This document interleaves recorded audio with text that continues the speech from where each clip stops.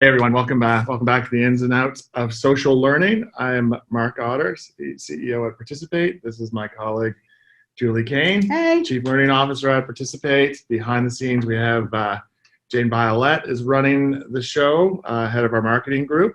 And we are excited today to be chatting with Sana Jafri, Executive Director of the Chicago Learning Exchange, and Gina Grant, the Director of Community at the Chicago Learning Exchange. And today they're joining us to discuss how they leverage partnerships between organizations in Chicago. I'm definitely not just reading this off a piece of paper, to provide equitable opportunities for students.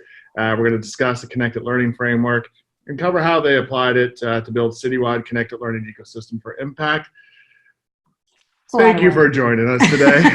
Oh, and we will say that we are under tornado warning here in Chapel Hill, North Carolina. So if we dive underneath the table, it's just because there's a tornado coming by. Don't worry, we'll be fine. Yeah, and Gina and Sana can take it away. Yeah.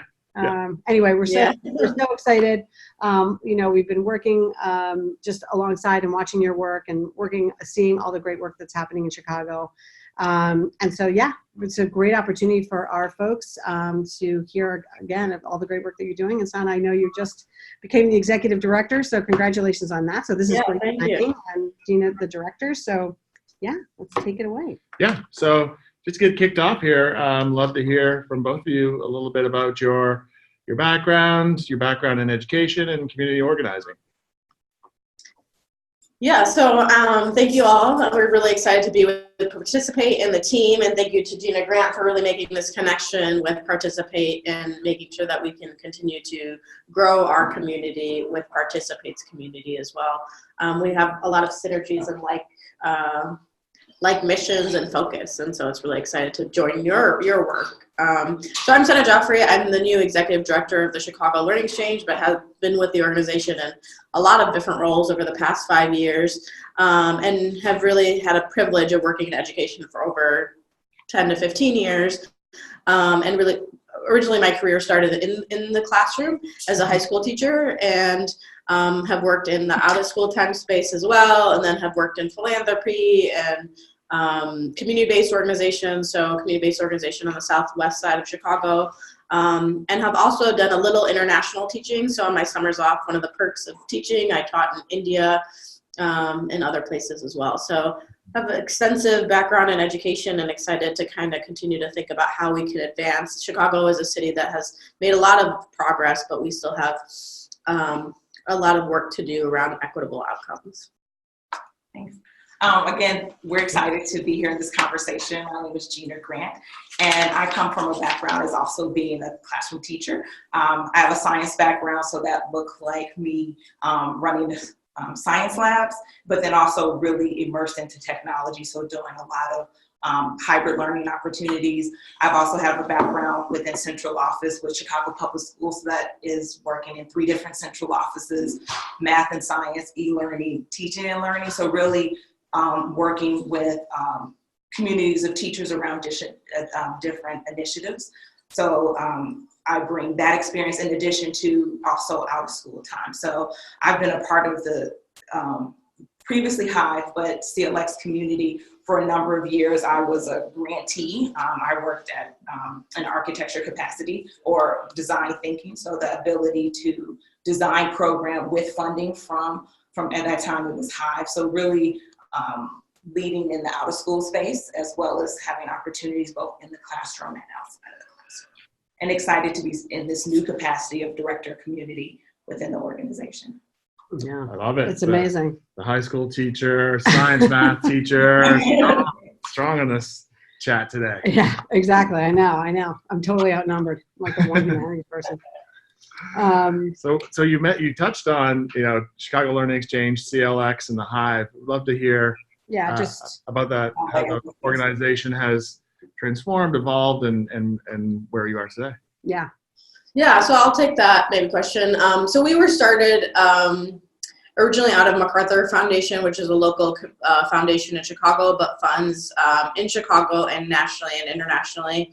And they started with a question, and the question that they were focused on was, how do young people learn in the 21st century, and how can we kind of reimagine learning? Using, and kind of technology was a core piece of that, but it wasn't, they knew like the silver bullet or solution to the issues that we were coming. But it was, I think the initiative for their work started in 2004. So if you think of years, that the iPhone came out in 2008. Just as like a reference point. And now we're like on 10 or 11 or something. And so we were started in 2011 as the Hive Chicago Learning Network. Actually, we had a different name back then too, but we don't need to go into that. We've had different kind of names, but always the same ethos of making sure that young people's the learner is at the center and thinking about how to reimagine learning. And one of the kind of driving things that I think MacArthur did and is across their portfolio is thinking about how you leverage networks to, as a strategy to implement social change. And so, and they also were really interested, previously for 30 years had invested in education, but mainly in the in-school space, and saw very little kind of quote unquote movement in terms of what they were looking for in terms of outcomes. So they decided to shift into the out-of-school time space and thinking about how you connect those spheres of learning and thinking about blurring those lines in school and out of school. So they created the Hive Chicago Learning Network and then the Hive Chicago Fund, which is where I work for at the Chicago Community Trust. And so, and then we started with 10 organizations that were coming together over coffee and donuts and stuff. And just, thinking about what we could envision together versus like separately.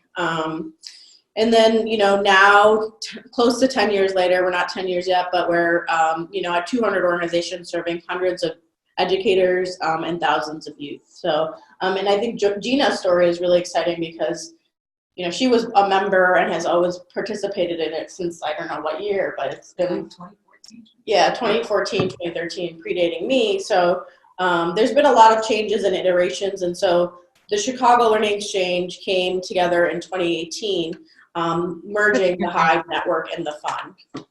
Yeah.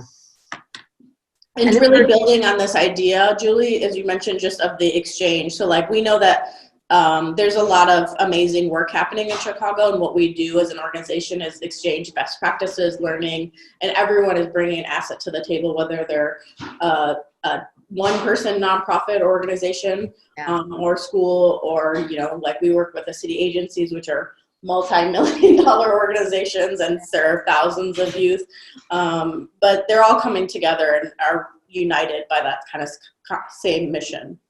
Yeah. So Gina, if you, in terms of your involvement with this community of folks, I'd be interested in that too, in terms of just the connecting of the informal and through the Hive, in terms of just, your journey through the last 5 years, or it's now 6, I guess, right? Yeah, I think so. For me, my journey, like I said, it really is a connected learning story, to be honest, because I had already left the classroom and had done work with nonprofit before, and it was really an opportunity where I was helping my son to pursue his passions. My son, early on, was a kid who knew he loved architecture and engineering, and so as a parent, that looked like me buying Legos, buying Versatiles, buying all these different toys to get him. We even brought a huge drafting table and put that in his bedroom, buying books and all of these things. So really taking his interest and leaning into it. And so as a parent, I did not really know about architecture, but was really trying to figure that out. Was simultaneously kind of helping an older daughter pursue her passion of culinary. And so one of the things we did, because we were about to leave, because my oldest daughter was going to be on a national TV show, is I took my son actually to the Chicago Architecture Foundation for a date. We went to a design studio so that we could build and think about, what does it look like around spaces, and he designed my dream kitchen in the Lego studio. And one of the things for me is sitting there, I was like, I could work here. And while I was off in California with my daughter taping the show, I applied for a position and got it. And so that position really connected me with the Hive. And the Hive was this amazing space where I could connect with educators. And for me, again, my kid loved Minecraft at that time. And so it was me like, ooh, what if we begin to use Minecraft as a tool to think about the built environment? Because at the time it was really clear that architecture did not say, really wasn't an equitable space. And what does it look like to make architecture relevant for young people of color? And so using that space to begin to design program. And to be honest, it was amazing because I found a community that took my wild idea about, I want to do Minecraft design jam camps at an organization that, even though it was 50 years old, had never done camps and never done programming in this manner. And they funded the first camps that we ever got to do, and then connected me with other educators that were doing stuff in the built environment, and really helped me to think about civic engagement. So it was really, it funded innovation. It connected me to other mentors who, I can remember they do a showcase where you get to see what funded projects had already happened. And I walked up to, the time it was Zach Borders who was presenting his work around how they got young people thinking about having access and agency and making plans for their community. And I was like, I got to work with you.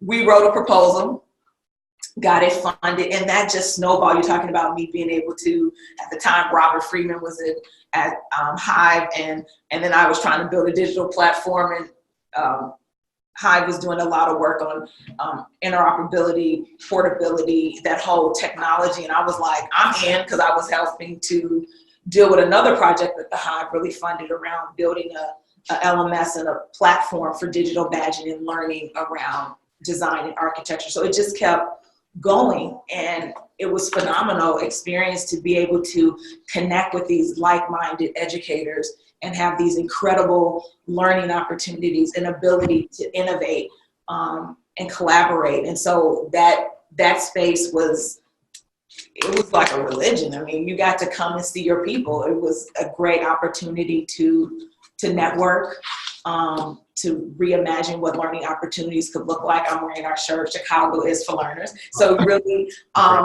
it embodied that, and I was blown away. And so I kept coming, and then it was a space that allows you to experiment, and they funded innovation. And so even work that I wasn't funded on, because they were doing a shared badging and this whole, they were just like, come on board. So I found myself just joining and having conversations across organizations and systems to really figure out, well, how do we build this platform so that it can communicate across multiple platforms? And this is before the Badge Alliance, and we were so excited that we had the Mozilla backpack, and we had passed the badge. I mean, just to put it in that context, they helped broker the relationship of building a platform that connected to Chicago City of Learning. So really with API integrations, and really helping organizations to just have these incredible opportunities that we would not have had otherwise. So I'm meeting out of school educators from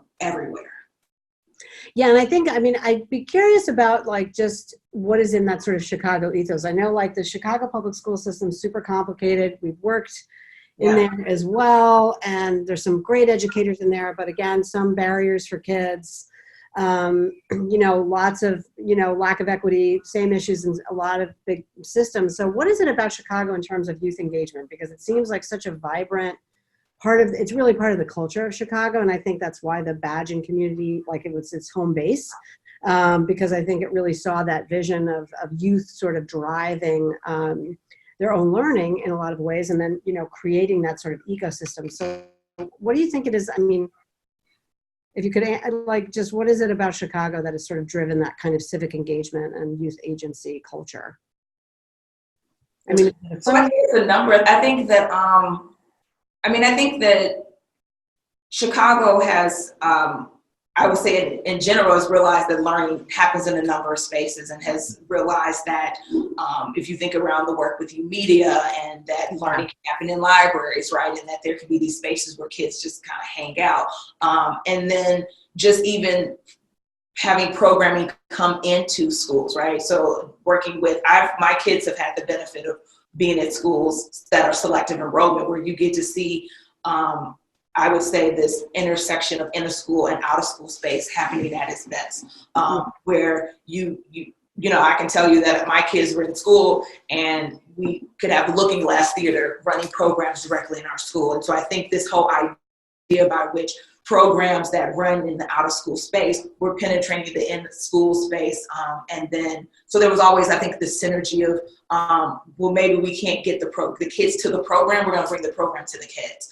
And I see that what's happening in a number of spaces. But then I think what we also have been seeing is that realizing that it wasn't done in an equitable practice. So it's an exciting time where there's more emphasis on making sure that more kids get these opportunities, right? Because I'm very aware that literally as a parent, I won the lottery 3 times and that all 3 kids got into these dynamic, high performing schools. But that's not the way that every kid should have the opportunity to some really cool experiences. And so I think, we have some great systems with the park districts and with our library systems, these big systems that I would say we're working well. And I think about some of the work that was happening in Chicago with Dr. Nicole Pinkerton sharing data across these big systems that begin to, the City of Learning really then began to show you where learning is happening, right? And then it created spaces for teens to be able to hang out and get more exposure to these opportunities. So I think it began to codify and help parents to see, where these opportunities and chances to connect with people who, as in our family, we call it connect with your tribe, where you get to find your people who have a shared interest. I think that has just grown over a number of years and really makes Chicago a really special space where you see programs that include funders and researchers and practitioners bubbling up and happening. And I think the piece that also has been really cool in Chicago, and I know that Hive and now Chicago Learning Exchange has continued to do, and I think has built this environment, this ecosystem, is that we've always had evaluators and researchers at the table with us to document. I think some of the times, learning and opportunities can be happening, but if there's no one there to tell the story, did it really happen? Or how do you Right, to create that sort of transparency, right? Yeah, and so I think we had a great opportunity because of the funding that was happening, MacArthur Foundation, Chicago Community Trust, where these stories got to get told. And then more people began to participate and just hear more about what was happening. Yeah, I mean, I was thinking, you mentioned Nicole Pinkerton's work. We often were, been doing a lot of work around in digital badging space, mostly on the educator side.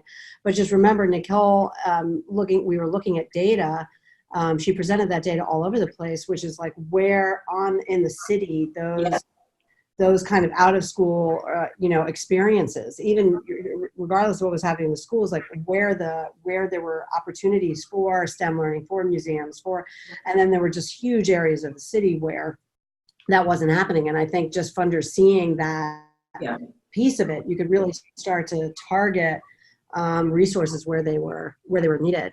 And we have actually one of your exchange members on here from BitSpace, our wonderful partner, BitSpace. So Samantha Gleason actually had a question around how we push this into classrooms and how we deal with that inequity around sort of selective schooling. And I think, Santa, you've thought about this a lot, which is like, how does that equity piece, like, what do you feel is the role of the Chicago Learning Exchange around that sort of equity piece and really helping even some formal education, but even just addressing that of supporting educators in all kinds of spaces? Yeah, so I mean, I think that like our historic work, we were founded in the out of school time space, but we've always been working on bridging in the connected learning kind of ethos and framework is, bridging those lines between learning. And I think that there's this really wonderful analogy that Frameworks Institute implemented, thinking about in learning, or if you think about it, learning is like a house or like a place. How do you wire the learning to go from one place to the next, right? With like this wiring analogy, I'm a former English teacher, so I like metaphors and analogies. Or that's how I think. And so I think that like there has been a lot of amazing work in the in-school space, but as Gina mentioned, there are huge inequities in Chicago, especially among schools and in the out-of-school time space. So we're really intentionally thinking about how to better connect with the in-school space. We've always had we've done a number of projects and work around bridging those pieces or those spheres of learning and people. We've made some progress, but I think that we still have a lot of progress to do. So one of the things that we had was previously a working group called the School to Hive or School to CLX. So that was really thinking about, groups how do we engage in school educators? One of our greatest, I think, outcomes and what we're seeing is that is this idea of building social capital for educators. So both Gina and I were in-school educators and out-of-school time educators. But if you think about education in the in-school space specifically, it's really, oftentimes kind of an isolating experience because you're in your school, you're in your classroom. You might have these networks that might help you, but at the same time, you are kind of confined to the building and things like that because of various constraints. So I think one of the things that we're seeing with our work is that if we can, and this is kind of our theory change, if we can increase the networks for educators, including the in-school educators, that will build their social capital, which will also build the social capital of young people. So if you think about the opportunity gap or participation gap, sometimes it's an issue of access, but sometimes it's an issue of awareness, and sometimes it's an issue of networks. And so research shows that higher income families, parents often play that learning broker, right, for a child, but in other instances, educators often play that learning broker. So how do we make sure that brokering happens in a way that is more equitable? So one of that ways is thinking about the data that Dr. Nicole Pinker has and putting resources but also so that's the infrastructure, but also building the people infrastructure. And making that really, available to teachers. I mean, I think that's where we kind of began, even at Participate, which around the isolation of teachers. And so that, a lot of the work that we've done is really just trying to battle that, because just the lack of, again, access and agency that most educators have in so many school systems right now. I think that's a really amazing point. I think, Gina, you talked about it earlier, which is the mentors. So I was curious about, just backing to that, in the Chicago Learning Exchange, what do you see now that you've launched? You're the executive director. What is your hopes now for sort of the next, what's really right on the horizon now in terms of what you guys are looking forward, based on all of this amazing foundation, this kind of really vibrant ecosystem that you have in Chicago, and you have people coming to these meetups, right? What are the sort of structures you have in place at the Chicago Learning Exchange to kind of broaden the movement? You want to take that, or I think yeah. Go ahead. You talk over. I think one of the things is that a couple of things that we're doing is also focusing on the why. I think Sana began to talk around the connected learning, but the why behind it is that if you're being intentional about getting more young people these connected opportunities, then it increases awareness, right? You're increasing engagement and attendance. So I think making sure that our community begins to have some of the tools and the voice to be able to leverage the importance of having that conversation with their principal. I think one of the things that's really interesting is the Chicago Learning Exchange, and before that the Hive, it's always had this sweet spot, but I don't think people necessarily knew how to articulate it, right? You felt like it was a restorative place. It was a place that was nurturing. And I think it's giving our community members the advocacy and the agency to begin to talk to other out-of-school time practitioners to be able to broker those opportunities, but then also giving a shared language, and we're really being intentional about how you talk about your work so that young people that the adults are able to help make those some of those pathways and some of those connections between when you begin to see a young person who is really talented in maybe they're in design, to help make that friendly handoff to, hey, maybe you could consider this other program, or have you checked out this organization? So I think that we're being intentional about the work and the why for the fact that it's addressing equity gaps, right? So that it's not, and really having those conversations to equip our mentors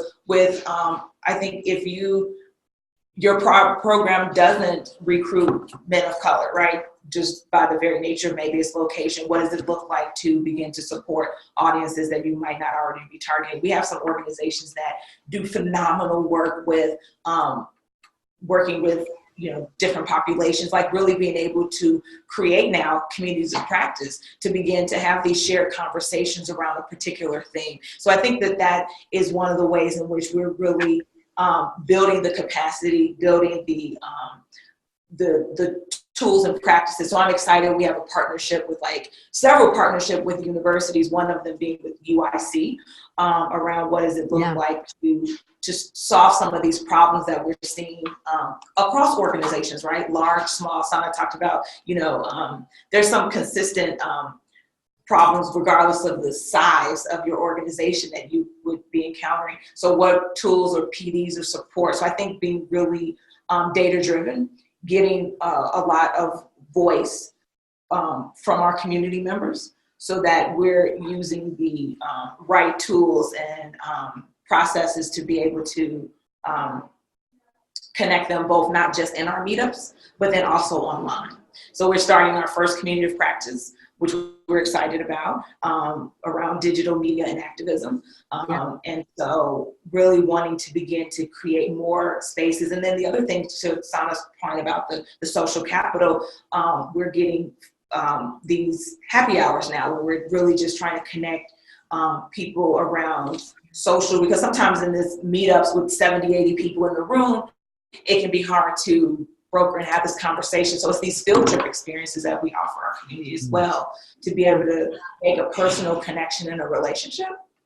So we're excited about, work that we're doing with Truman, with Northwestern, just a number of partners, and, and we do our own innovation as well. And so I think that when we think about our pathway work, where we've been getting young people exposed to career pathways in the utilities, it's been great for us to think about how that happens in a connected learning fashion that really focuses on creating these opportunities and equity around areas where really men and women of color have been excluded from. What does it look like to provide opportunities for young people? Yeah. I'm curious about the support for those institutions. So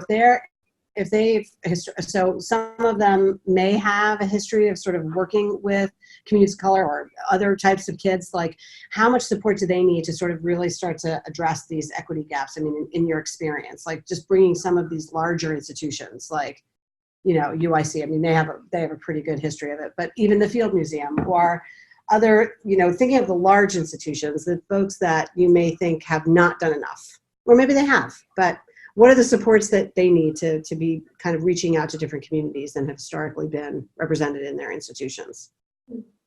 I think it's maybe taking like a personalized approach and seeing where they're at. I think that like every organization and individual is working at different places. And I think what's beautiful about our community is that most people are coming from a place of wanting to get better, and that's why they're coming. And if you're going to join a community practice, you're probably that's your jam. And we don't force anything on it. So it's really an opt-in policy. And so it's not it's punitive professional development because you didn't do this thing, you have to take this thing now. So it's, I think, really people coming that they are learners themselves and that they want to grow, and then giving them avenues to do that. And maybe it's through a training, like a scaffolded kind of more series of trainings. That's one of the things that, in terms of our growth trajectory or ways, we've done a lot of standalone PDs and thinking about how do we build on those professional development so that they're more scaffolded.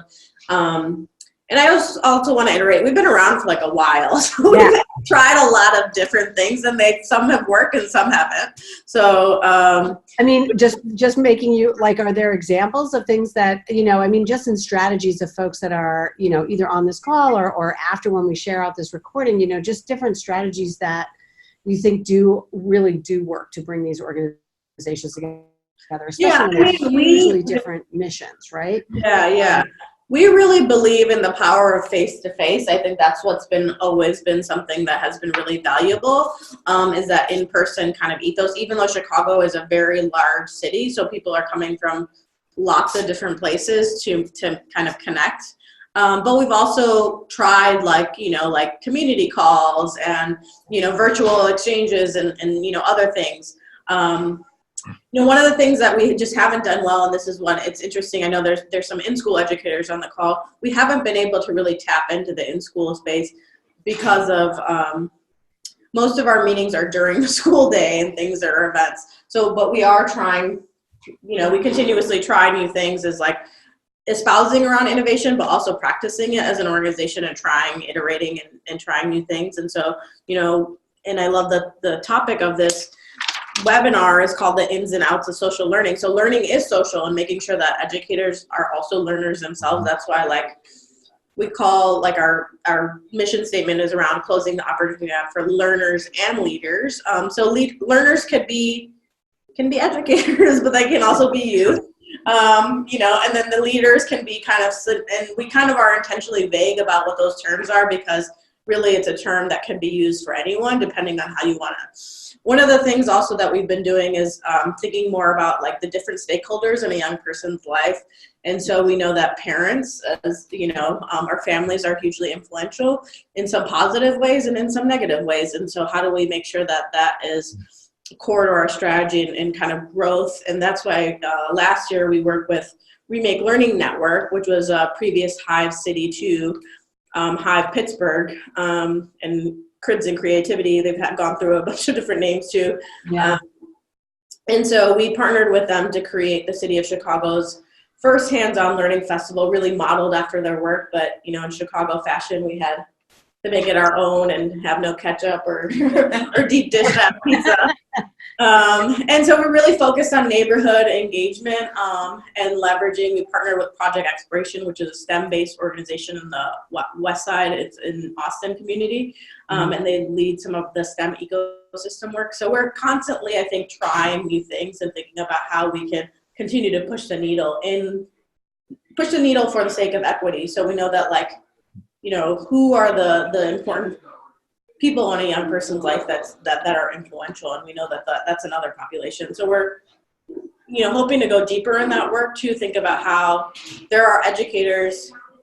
There's a whole department within Chicago Public Schools that focuses on family and community engagement, right?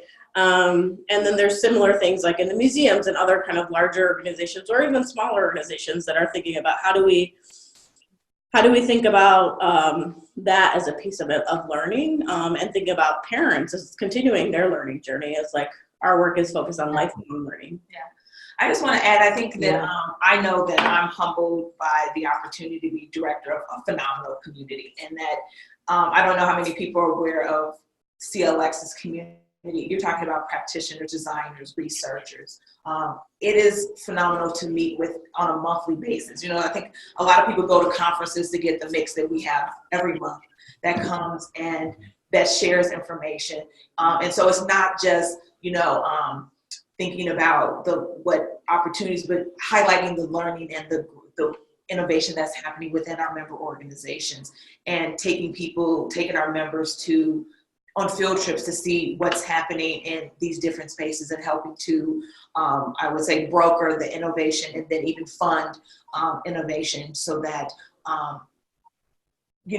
out of school space also can be very isolated. You're running your programs. And so I think we're excited. I'm about work that we got funded to do around CS that I think is computer science that's helping us to think around multiple stakeholders. We got a year of planning to think around with Chicago Public Schools, our libraries, university partners, out of school time.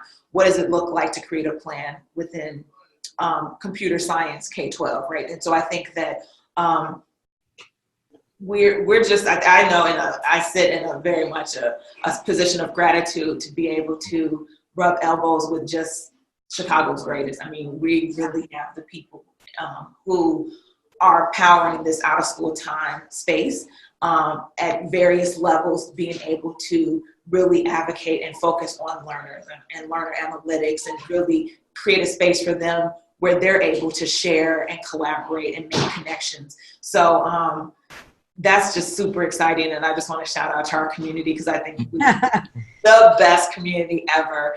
And I want to also say that, you know, part of the other thing that's so exciting is just all of the education innovation that's happened in Chicago. We kicked off this year, I would say, in a phenomenal way. I was really excited to just to shout out our calendar. Some of the things that we did is that one of the other individuals that I got to meet being in the CLX community was Emanuel Pratt, who has been doing great work around equity and architecture and design in the built environment, and really just got the MacArthur Genius Award. And so we were able to take our community on an evening field trip to that end of not always having engagement happen on the third Thursday every month. Right. Try to evening field trip where he came and was able to talk about not only his work within architecture and equity, but then also to talk about really a 10-year reflection on how his organization, the Sweetwater Foundation, has grown over 10 years and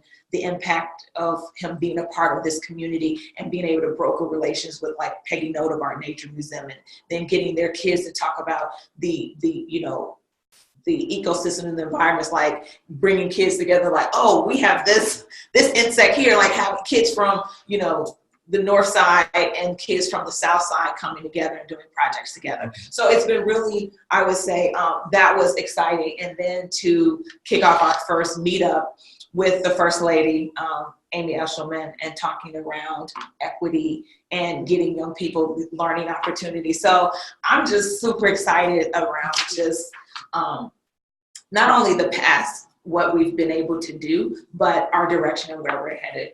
And so excited to be able to be working with Sana in our, next, in this new decade, but really where we're really looking at an equity lens about the work that we do and trying different things. I'm aware that we don't have the MacArthur funding, we don't have the Mozilla funding, and the thing about it though, people still come. And that's the thing that stands out to me. It's like, when you're not giving out millions of dollars, there is definitely something special about our community and our members. And I think we also give our members a space where they're able to step up into leadership positions.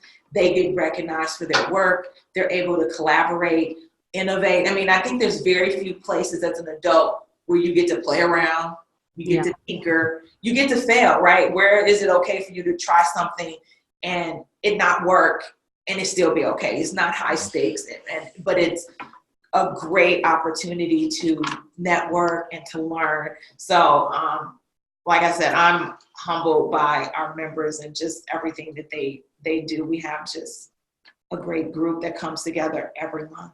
That's awesome.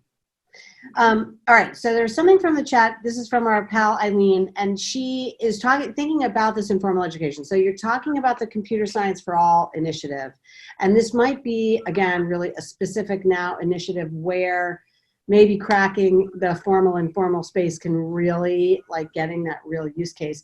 But is there something about the formal education environment that makes that difficult? I think Eileen is thinking like maybe informal is just the way it should be structured completely. Like, what are the affordances of formal, if there are any? And if, how do you sort of really, again, create that connected learning ecosystem? And using the CS for All as a good example of what might be some opportunities to bring teachers into this kind of meetup, right? Where they can experience the sort of, just mentoring with different folks from different organizations, expanding their PLN, but also where they can get some, support from informal educators to bring those practices into the formal education space. Yeah. I would just want to reiterate, I'm definitely an advocate for formal education. No, I know. I don't think that we're like discounting formal education. We're just saying that, in children's learning outcomes, or if you think about that, if they're wired together from one space to the next, they could be flowing together versus like being disjointed and really build upon it, right? So like, if you think about like sports or other things, like you have to continue to practice to get better at things, and you need more opportunities to do that. And so I think it's incredibly important for us to think about, like in the city of Chicago, we have a plethora of sports opportunities in certain neighborhoods, but we don't actually have a plethora of computer science opportunities. So what are we saying to our kids, like, you know, like in terms of opportunity and equity?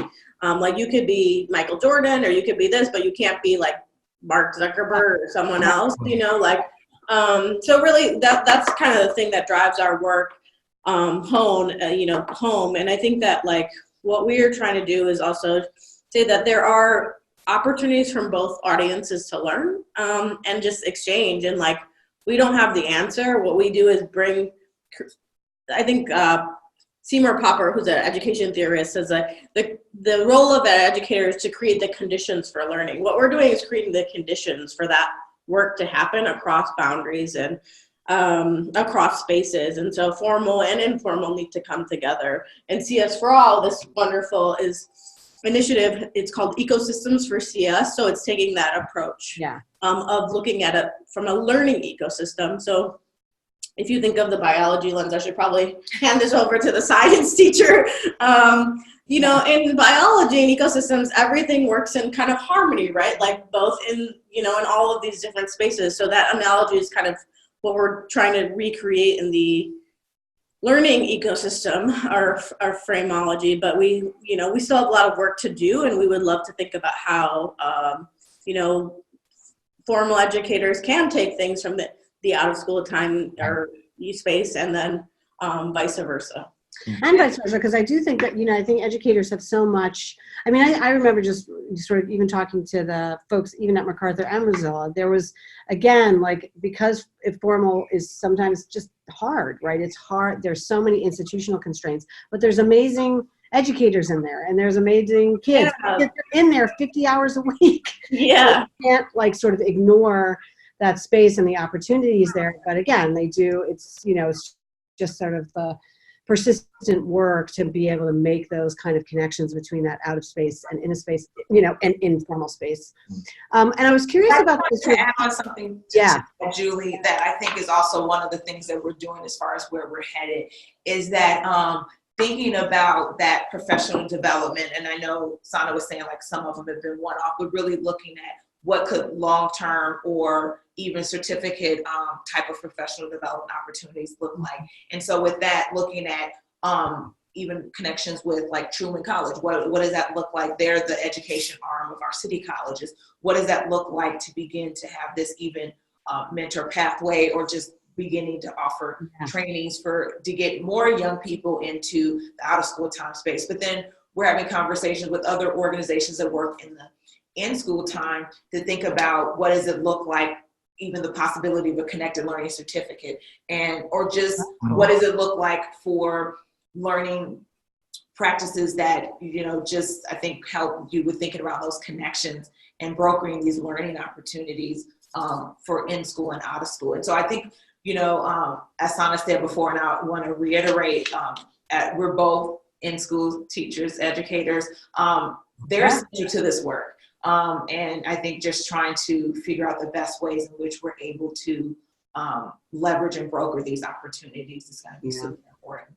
And so with the CS work, it's nice because we're sitting with district administrators to really build off of work that Brenda did within computer science that got Chicago public schools to have a CS requirement for graduation. And so what does that look like to then connect them to these out of school time nonprofits? We All Code is an example that provide young people opportunities. And, you know, it's great because if you think about our One Summer Chicago, there's partnerships with Apple that get young kids into these labs and into these spaces. So really beginning to really think around the connection, just using CS as the example of the school district and the school time having specific requirements for equitable access for young people in computer science, and then leveraging, you know, the summertime and summer youth employment to give them more opportunities. And then we're even sitting at where we've been working, and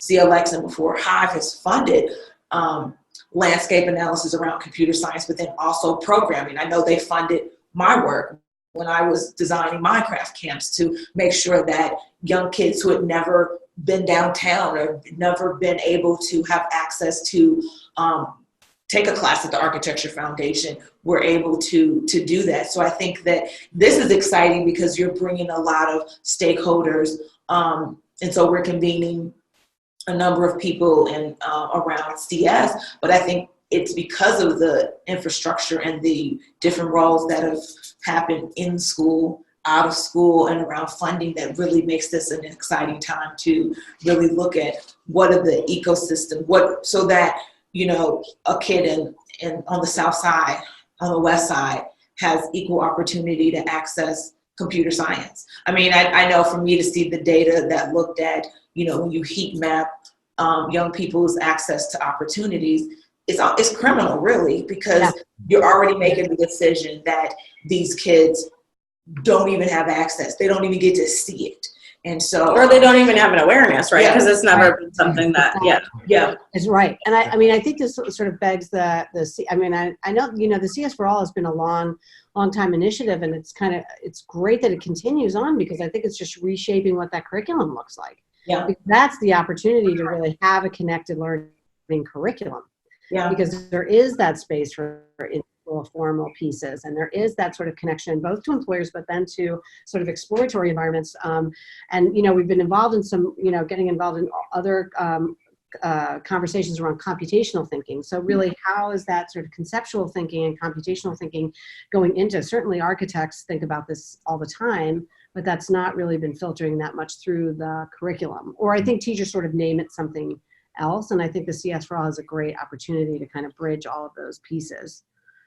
Yeah, it's super cool. And I think just because of what's happening across the city and with a focus to equity is so that computer science doesn't begin to be this, these kids have these computer science opportunities and other kids have other points in which they can fill. And so really, to Sana's point, getting that visibility, but then also affording them these opportunities to really not just get exposure, but to go deeper.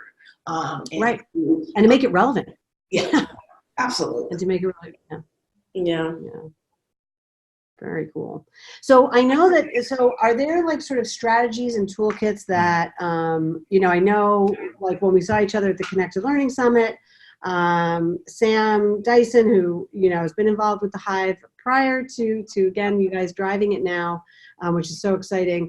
Just in terms of that tool, I know there's a Connected Learning Toolkit. Is that like something that's going to be out, and how do you feel like, you know, community organizations can be using that? Because I know that you've mentioned, you know, you have fully fledged out big institutions that are coming every week, and then folks that have teeny little community-based organizations. Like, so just, is there a technical assistance component of CLX too, like just for small organizations that want to provide these opportunities for youth? Is that part of it too?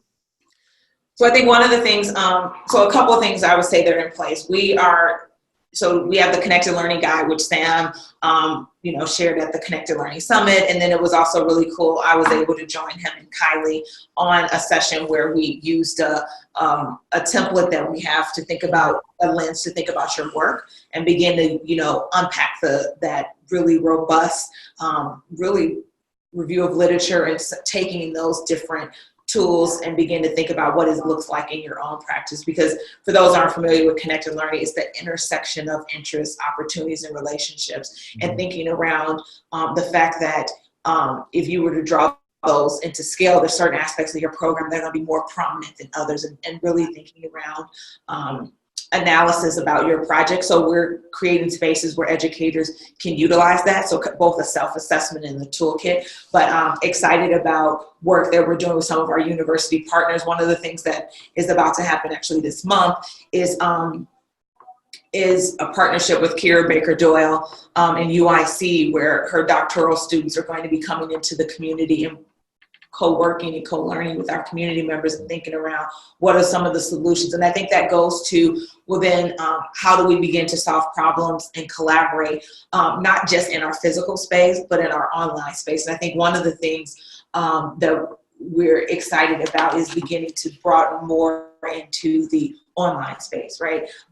People want to continue the conversation and the learning outside of the convenings on Thursdays and outside of our field trips or our happy hour, which we started happy hour this month as well. And so Yeah, and so one of the things, and shout out to Wade Burton, Northwestern University, who's been helping us with that work, and our program associate here, who's been working with that. I think one of the things, though, is that we've used a number of tools with the whole idea of innovation. Currently, we're using a wikis, we're using Slack, and Google Forms, because we have spaces by which every time we meet, we have a working group time. And so leveraging those free and available tools. But I think we realize that, I realize that there's opportunities to do more, so that there's more of a integration of some of these tools, where you could have the repository of the resources, you could have the chat, and you could have the kind of learning happening.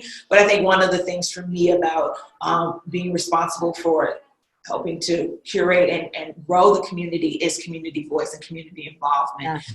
So we're starting, like I said, our first community of practice, utilizing our existing tools, but then also being able to hear from the community where the pain points, because these are all separated, isolated, not connected tools. So I think one of the things,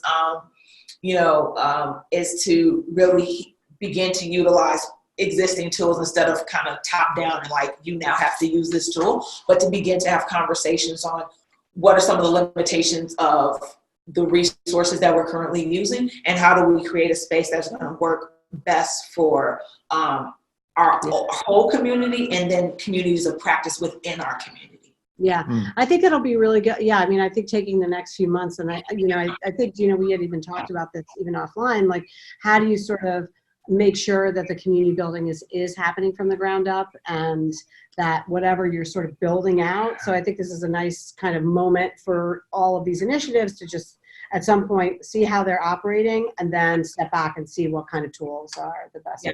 But I agree. I mean, we need an ecosystem, right, that helps to connect that. And I think that I'm excited about, our first foray into COPs formally, because we've always had working groups that have been able to produce phenomenal work, but really thinking about when you begin to have that role of the facilitator, and thinking of some of the very much how our community really already kind of works in that way, but what does it look like to begin to think about how we go even deeper and further? Yeah. Thinking about this idea of wiring, which I love, where you've wired your organization into, schools, wired your organization into institutes of higher education. Do you see that there's a role there for you to be a conduit between those two? Or can you play a facilitator role between institutes of higher education and the more traditional school buildings? Yeah, I mean, I think that's what we play. I mean, we kind of play with a number of people in the sandbox, like we have foundations that we're, that are giving, that's the role, or they're participating in strategic kind of work.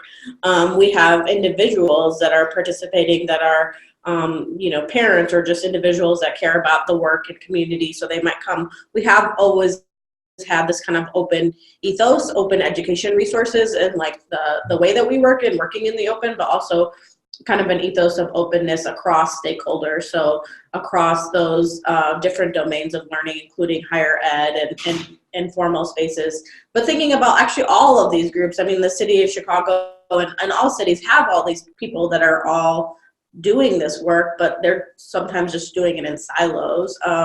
And so the connection of connected learning is connecting the dots for young people, but also connecting the ecosystem among all of these different stakeholders. I think that's one of the things that's exciting about connected learning.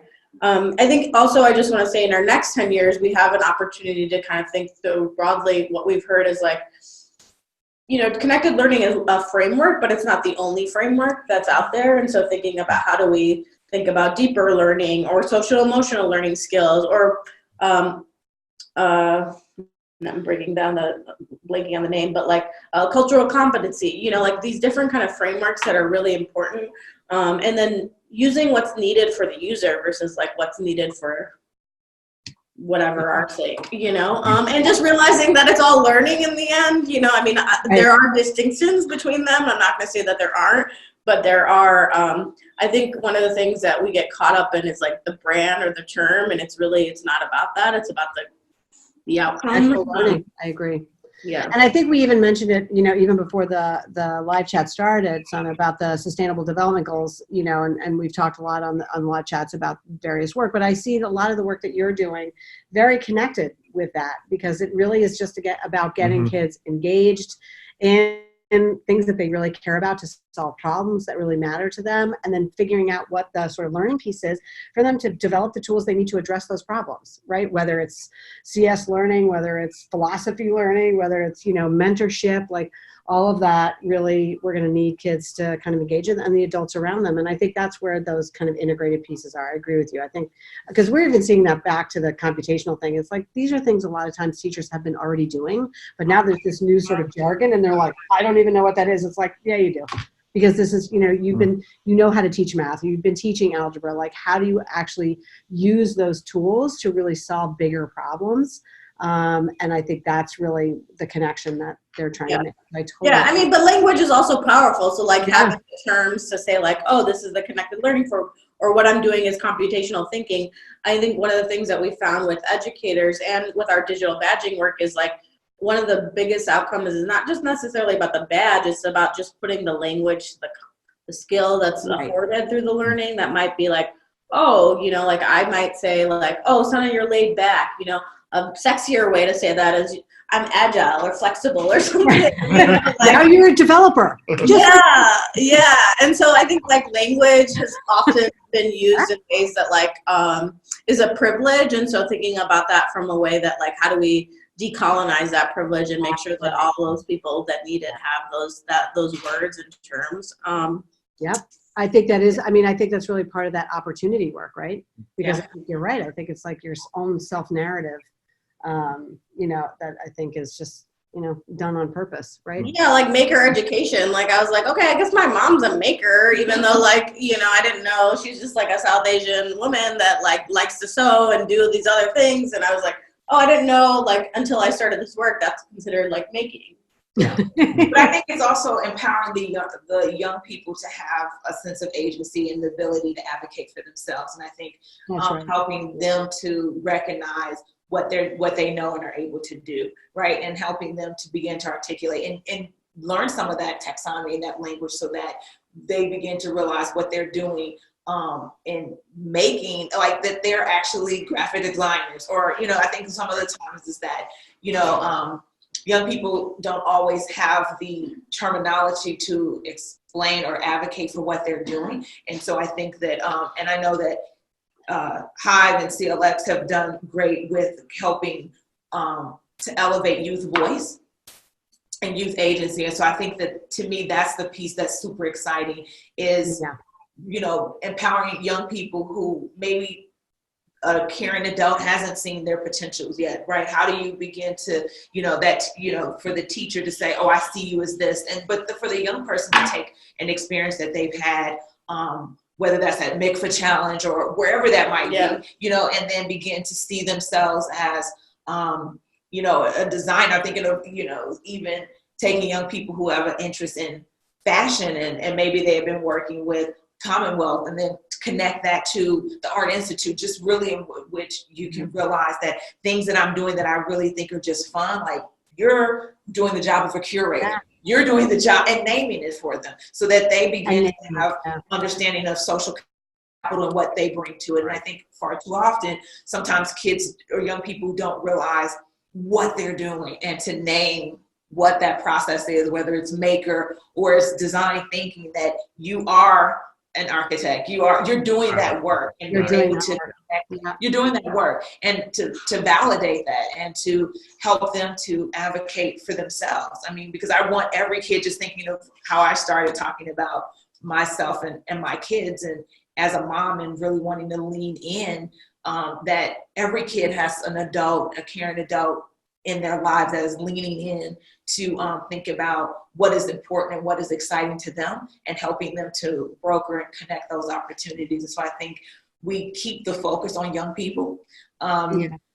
and making sure that it's like all kids, right? And so I think that that's super important, and giving kids so that they begin to have that ability to advocate. And this is just such an exciting time because you look across the world what young people are doing with their voice, and around just a number of topics. And so this is an exciting time where I feel like helping the mentors really, in some regards, help catch up to the kids, because these kids are so empowered and so organized, but really making sure that, all voices are heard, because right now, media or whatever, certain voices get heard, certain stories get told.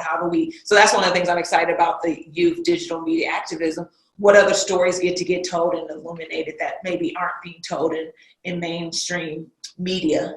And then how are they dealing with activism? I mean, the creative folks, young people are just blowing me away around how they have organized and done work in the city, but then across the world.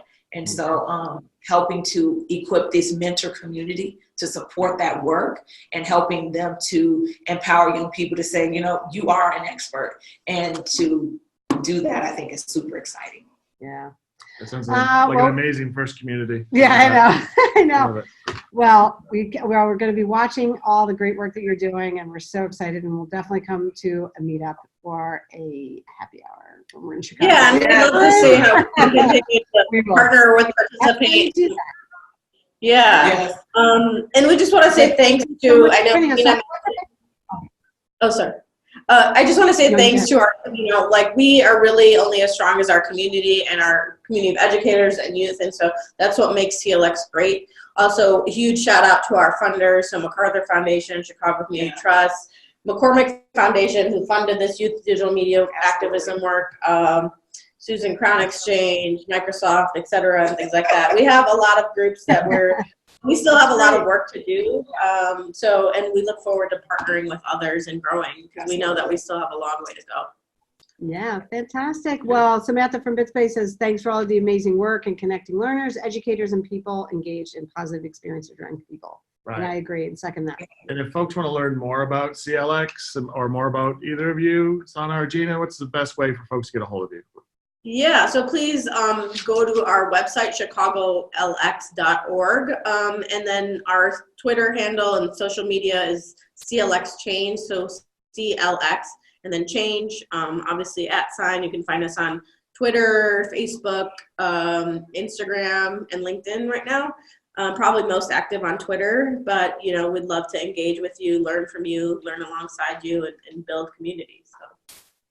Thank you so much. We really appreciate this opportunity. Oh, thank you for coming. And thank you, everybody that dropped in today. Great questions, and it was a pleasure having you join us today. Yeah. You can find Julie at Julie Keene on Twitter, and I'm at Mark J. Otter on Twitter, and we are at Participate on Twitter. So thank you very much. Thank you. Bye.